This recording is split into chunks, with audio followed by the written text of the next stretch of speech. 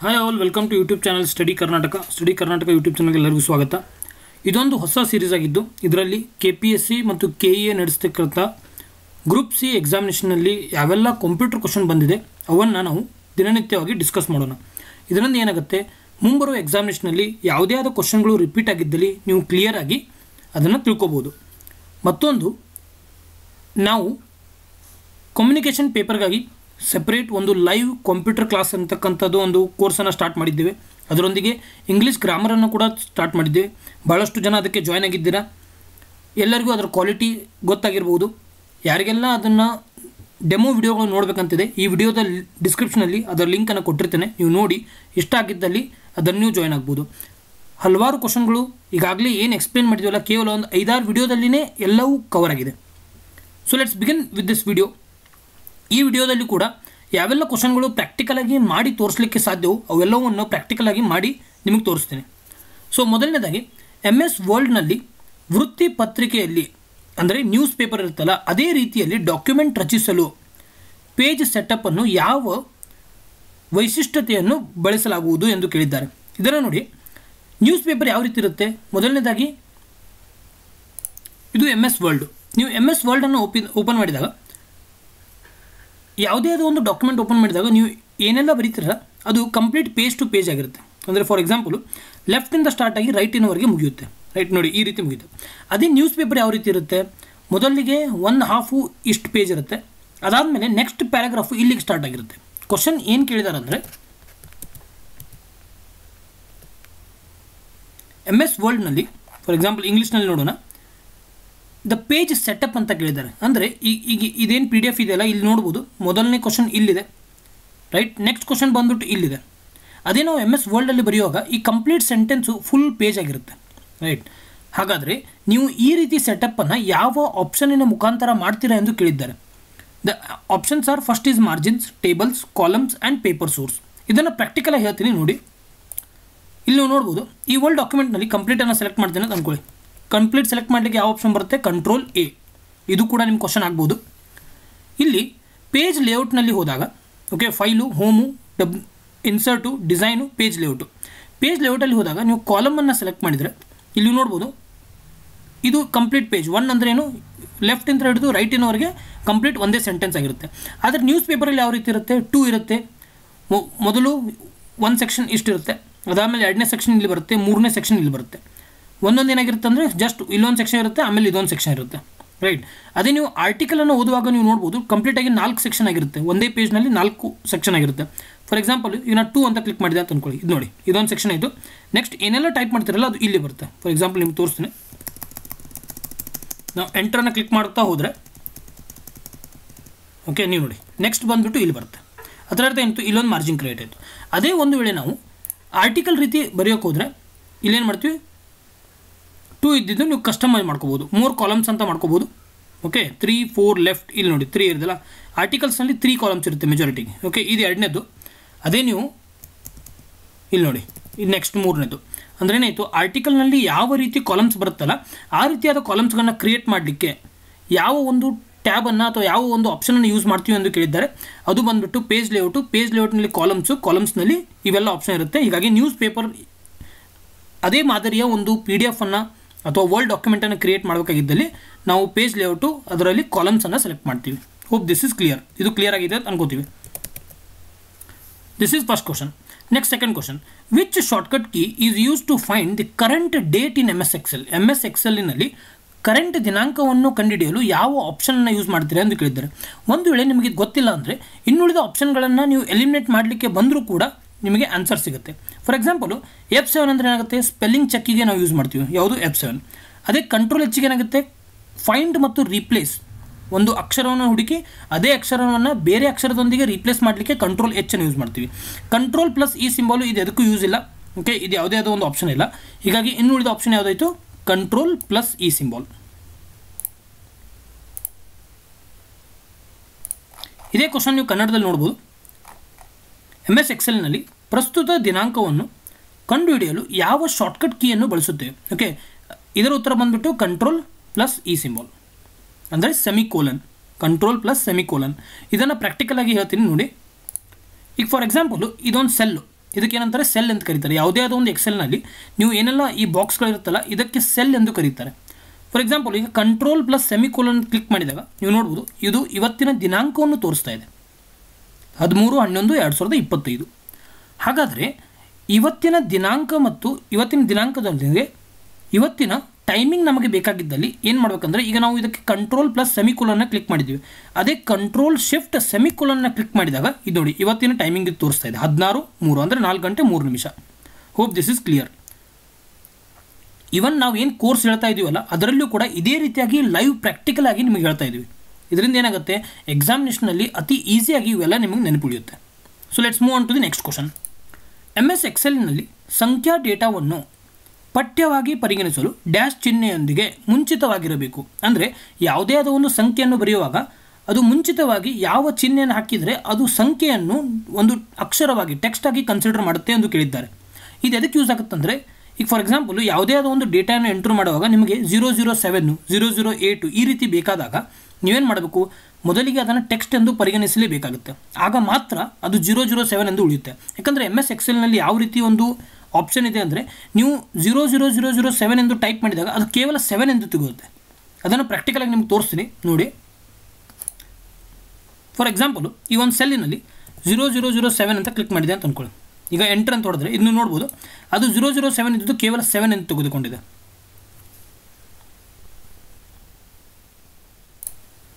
Okay, ಇಲ್ಲಿ ನೋಡಿ for example ಈಗ 4 5 6 0 ಕೊಟ್ಟು 7 ಅಂತ ಹೊಡೆದ್ರೆ ಟ್ಯಾಬ್ ಅಂತ ಹೊಡೆದ್ರೆ ನೆಕ್ಸ್ಟ್ ಸೆಲ್ಲಿಗೆ ಮೂವ್ ಆದರೆ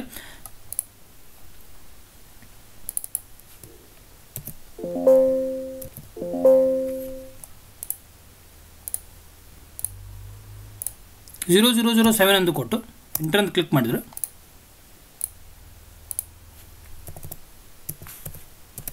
ನೋಡ್ಬೋದು ಕೇವಲ 7 ಅಂತ ತಗೊಳುತ್ತೆ. ಆದರೆ ನಮಗೆ ಯಾವುದೇ ಆದ ಒಂದು ಡೇಟಾವನ್ನು ಅದು ಮುಂಚಿತವಾಗಿ 000 ಎಂದು ತೋರಿಸಬೇಕಾದ್ರೆ ನಾವೇನು ಮಾಡಬೇಕಂದ್ರೆ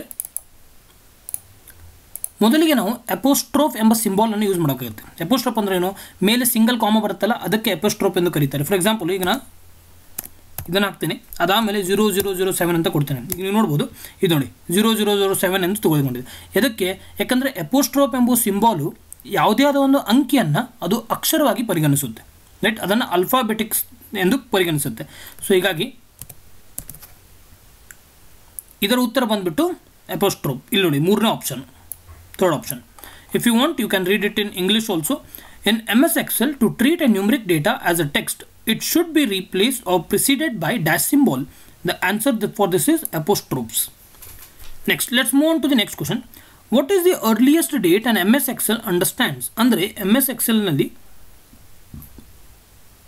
ನೀವು ಯಾವುದೇ ಆದ ಒಂದು ಡೇಟನ್ನು ಹಾಕಿದರೆ ಮೊಟ್ಟ ಮೊದಲ ಡೇಟ್ ಅದು ಕನ್ಸಿಡರ್ ಮಾಡೋದು ಯಾವುದು ಅಂದರೆ ಅತಿ ಹಿಂದೆ ಇರತಕ್ಕಂಥ ಡೇಟನ್ನು ನೀವು ಟೈಪ್ ಮಾಡಿದರೆ ಅದು ಯಾವ ಡೇಟನ್ನು ಕನ್ಸಿಡರ್ ಮಾಡುತ್ತೆ.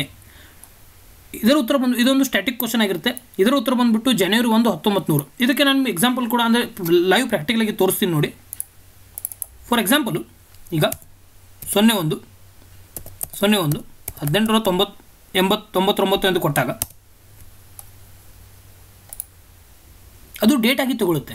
ಆದರೆ ಇದರಲ್ಲಿ MS Excel ಒಂದು ಫಾರ್ಮುಲಾ ಬರುತ್ತೆ ಏನೆಂದು, ಫಾರ್ ಎಕ್ಸಾಂಪಲ್ ನೀವು ಡೇಟ್ ಎಂದು ಟೈಪ್ ಮಾಡಬೇಕಾದಾಗ = ಸಿಂಬಾಲನ್ನು ಕೊಡಬೇಕಾಗುತ್ತೆ ಮೊದಲು. ಅದಾದಮೇಲೆ ಡೇಟ್ ಎಂದು ಟೈಪ್ ಮಾಡಿ 2 ರೌಂಡ್ ಬ್ರ್ಯಾಕೆಟ್, ಅದರಲ್ಲಿ 1899, 0101 ಅಂದರೆ ಜನವರಿ 1, 1899. ಈಗೇನಾಗಬೇಕು, ಅದು ಇದೇ ರೀತಿಯಾದ ಡೇಟ್ ಫಾರ್ಮ್ಯಾಟ್ ಬರಬೇಕಲ್ಲ, ಯಾವುದು 1/1/1899. ಅದರ ನೋಡಿ ನಾವು ಈ ರೀತಿ ಬರೆದಾಗ ಎಂಟರ್ ಕ್ಲಿಕ್ ಮಾಡಿದಾಗ ಇದು ನೋಡಿ 1899 ಎಂದು ಪರಿಗಣಿಸುವುದಿಲ್ಲ. ಹಾಗಾದರೆ ಅತಿ ಹಿಂದಿನ ಡೇಟನ್ನು ಪರಿಗಣಿಸುವುದು ಯಾವುದಂದರೆ ನೋಡಿ = ಡೇಟ್ ಸೆಮಿಕೋಲನು ಅಂದರೆ bracket 1900, 0101.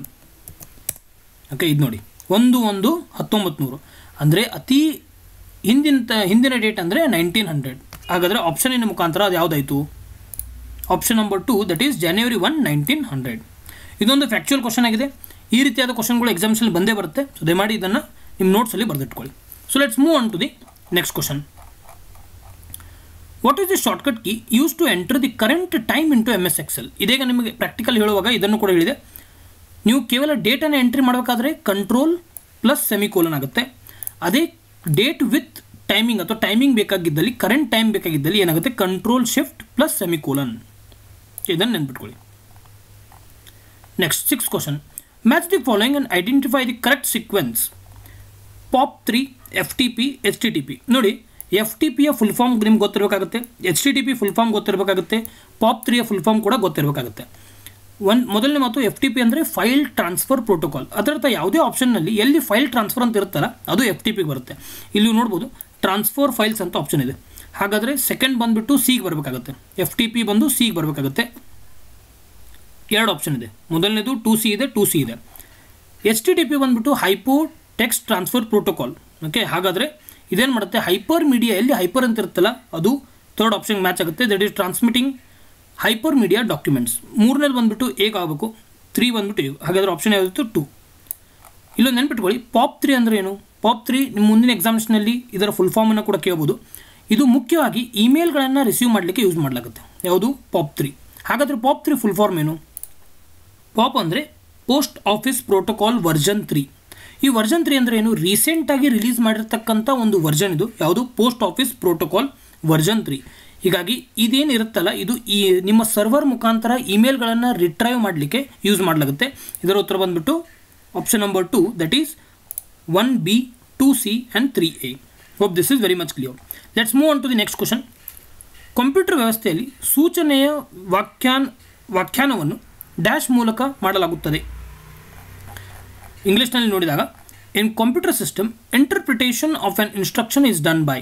Do remember, CPU is the brain of the computer, so CPU, that is control unit, ಇದನ್ನು ಇಂಟರ್ಪ್ರೇಟ್ ಮಾಡ್ತಕ್ಕಂಥ ಕೆಲಸ ಮಾಡುತ್ತೆ.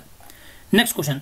Which of the following is not on application software. Do remember, application software, system software ಈ ರೀತಿಯಾದ ಹಲವಾರು ಇದೆ.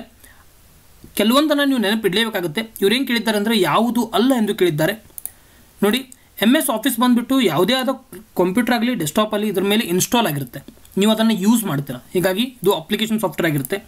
Tally ಬಂದುಬಿಟ್ಟು ಇದೇ ರೀತಿಯಾದ ಒಂದು ಅಪ್ಲಿಕೇಶನ್ ಇರುತ್ತೆ, ಅದರಲ್ಲಿ ನೀವು ಟ್ಯಾಲಿ ಸಾಫ್ಟ್ವೇರನ್ನು ಯೂಸ್ ಮಾಡ್ತಿರ್ತೀರ, ಇದು ಕೂಡ ಒಂದು ಅಪ್ಲಿಕೇಶನ್ ಸಾಫ್ಟ್ವೇರ್ ಆಗಿರುತ್ತೆ.